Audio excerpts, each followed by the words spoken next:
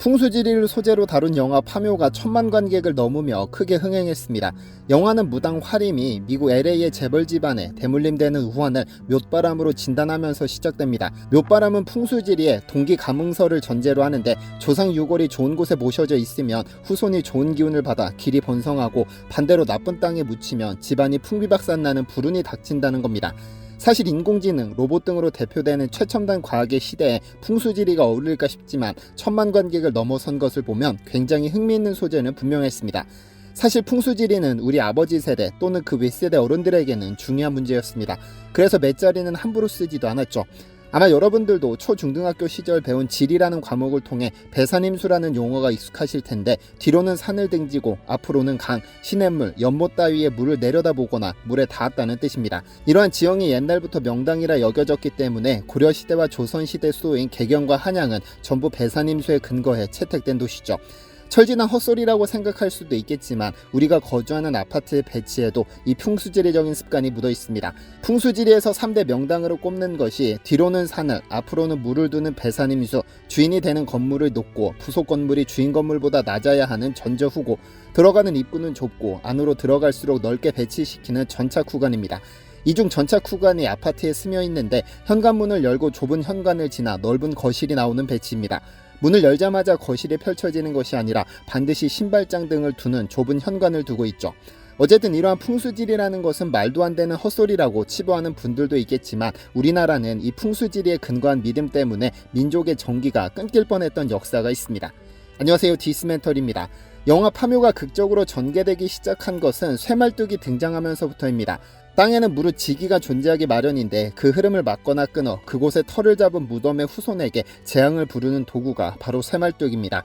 그런데 영화 속 쇠말뚝은 한 개인이나 고을에 불행을 가져오는 물건이 아니라 조선과 일본 사이의 긴 역사적 앙금을 상징하죠.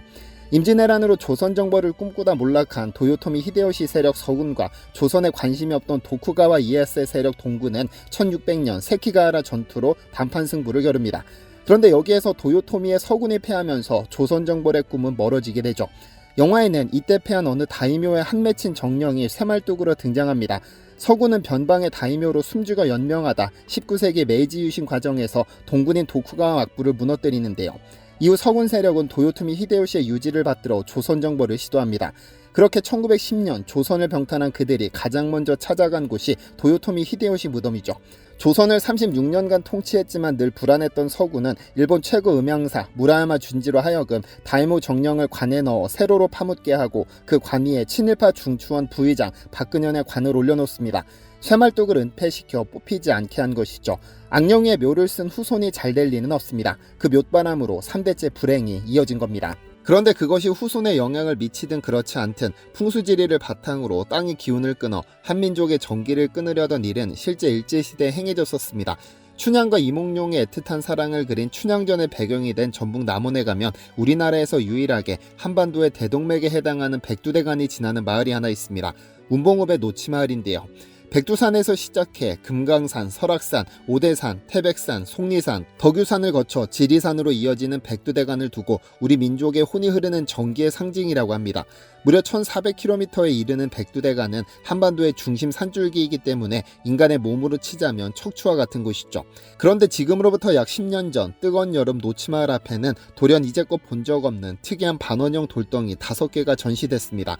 마치 너트를 반으로 쪼갠 듯한 모양의 이 돌들은 운봉읍 한 가정집에서 정원석으로 사용되고 있었는데, 이날 중장비를 동원해 1.5km 떨어진 노치마을까지 옮겨왔습니다.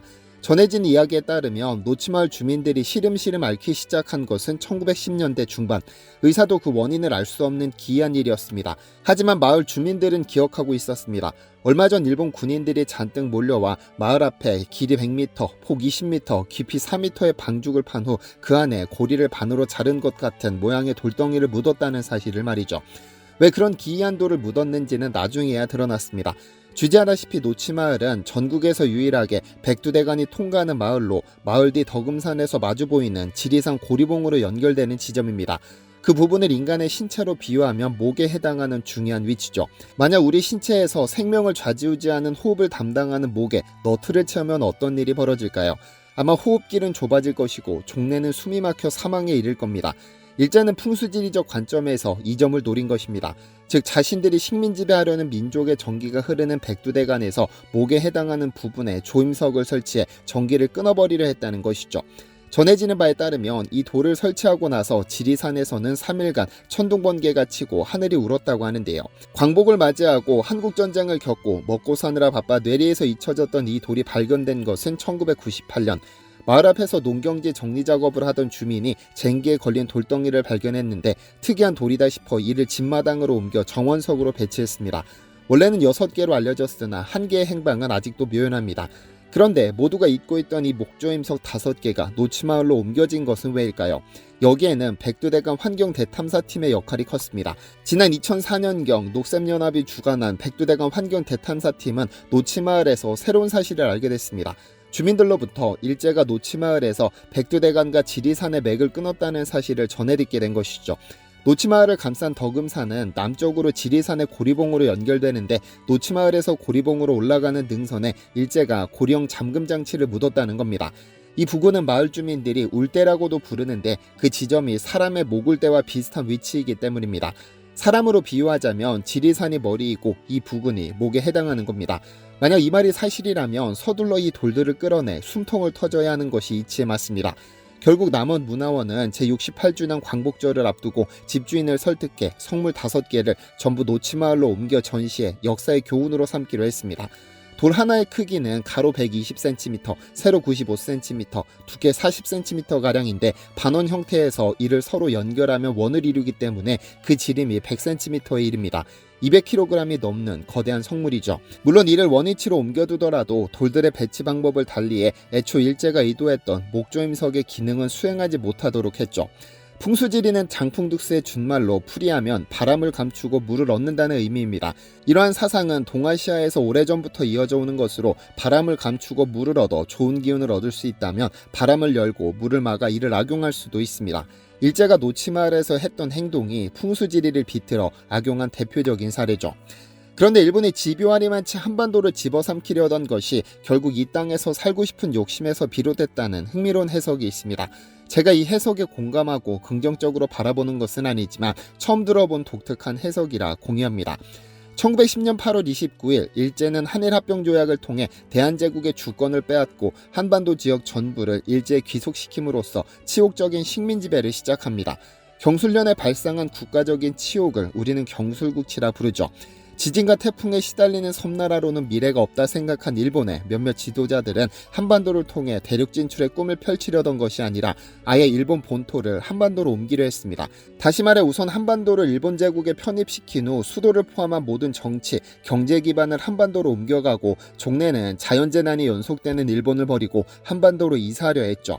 그런 이유로 현재의 서울을 경성이라 불렀는데 여기에서 경은 수도를 의미합니다. 그리고 일본의 수도 도쿄는 동경이라 부르는데 동쪽의 수도라는 의미입니다. 진짜 수도를 한반도 서울로 만들고 현재 도쿄는 지방정부로 격이 낮아지는 것이죠. 한 국가에 수도가 2개일 수는 없으니까요. 뿐만 아니라 일제는 백제의 옛 수도 부여에 관패대사 등급 신궁을 건설할 계획을 세웠는데 이는 도쿄의 1급 신궁과 같은 격이며 메이지 신궁보다 훨씬 거대한 규모입니다. 관패대사를 건설한다는 것은 일왕이 직접 찾아와 참배해야 한다는 의미이기도 합니다. 이에 1939년 7월 31일 일왕 히로히토가 직접 방송에서 충남 부여에 신궁을 건설한다는 계획을 발표하기도 했죠. 어쨌든 한반도가 너무나 탐나 그랬다고 하더라도 다시 생각해도 용서할 수 없는 것은 달라지지 않습니다. 시청해주셔서 감사합니다. 디시멘터리에서는 여러분의 제보를 기다립니다. 제 채널에서 다뤘으면 좋겠는 뉴스 또는 널리 알려졌으면 하는 영상은 디시멘터리 네이버.com으로 보내주시면 소중히 제작하겠습니다. 시청해주셔서 감사합니다.